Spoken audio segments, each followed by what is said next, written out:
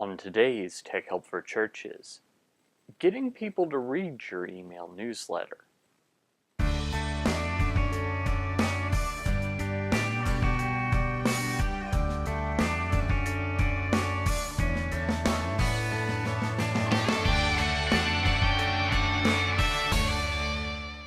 Welcome to another episode of Tech Help for Churches. This is the show where every week we talk about using the web, internet, new media, social media, etc. in your church. My name is Paul Allen Clifford. I'm your host.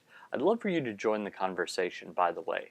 So if you want to just head on over to trinitydigitalmedia.com/contact, you'll find all my contact information there.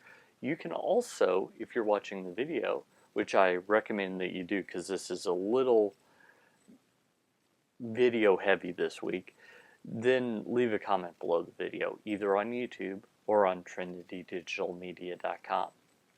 So let's head on over to my computer and we can talk all about some strategies to get more people to read the email newsletter. Okay, so here we are again in my in the back end of MailChimp, and I'm right now looking at segments, and here's what I want you to do is you can create a segment based on how people behave. So I'm going to click on Create Segment. We'll let this load here. Okay, so this is the default. Date added is after blah blah blah. That's not helpful. What we want to do is we want to go for campaign activity. Now, campaign activity, what you want to do is you've got some options. Let's just look at those. So we've got opened, clicked, was sent, did not open, did not click, was not sent. So, for example, in this particular one right here, so this is an email that I sent out last week, and so what I'm going to do is I'm going to say, okay, right now what this would do is it would create a group of people that opened this particular one. That's not what I'm trying to do though. What I'm trying to do is find everyone that did not open it. And again, this changes, so I'm going to go back to the one that I actually want. So basically what I'm saying is these are all the people that did not open my last email. So I can send it to them again. Now I can change up the headline, I can do a few different things. I could just forward it on to them again, assuming that it got caught in their spam filter, or they got confused, or they just deleted it by accident. Any of those things, I can do that, and that's going to get more people to read it. Some people just were too busy, or something happened, and when they get it a second time, they'll go, oh great, here it is, and they'll read it. Now, of course, I don't want you to do this the same day, but let's say that you have a monthly newsletter. Sending it out the next week with maybe a different headline, something like that, that might actually be what you need to have done. So I just want to direct you to this as one of the tricks you can do. Now, there's something else.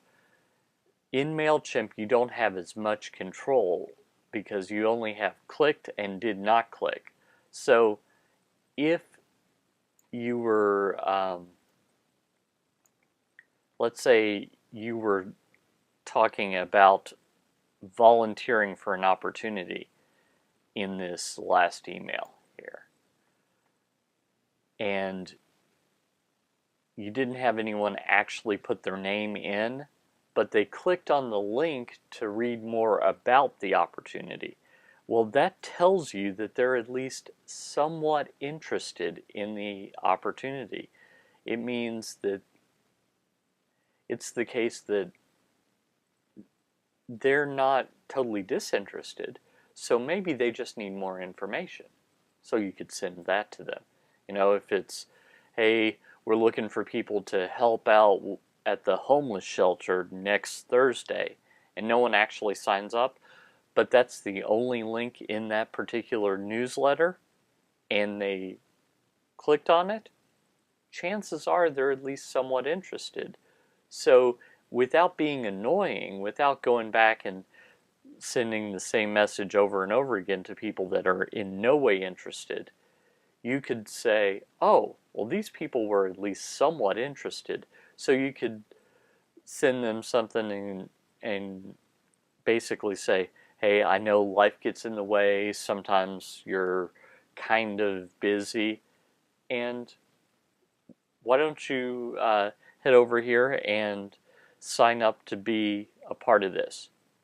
And that would tell you, hey, these are people that are somewhat interested, and it'll give them a chance to sign up a second time. Sometimes people mean to go back, but they just don't get around to it, or maybe they've got so many emails that it gets buried in the other emails. Stuff like that happens all the time. So every time you change it up a little bit, you can send back similar content and don't feel like you're bugging people, especially when you're segmenting them out like this. So I think that that's really a great strategy for getting more and more people to click on your email, click on your email campaigns, interact with them, etc. Well, I hope that helped you. If you found this content interesting, why not sign up for my newsletter? Just head on over to trinitydigitalmedia.com/gifts, GIFTS. There you can get a free gift from me and a free subscription to my newsletter. And I'd love you to do just that, because I'm trying to help you go out and change eternity. By the way, just a special announcement. If you're at all interested in ProPresenter, I am running a mini course on it, so by all means, sign up for the newsletter and I'll give you more information on that. Just wanted to mention that as an aside. Until next time, this is Paul Allen Clifford with TrinityDigitalMedia.com.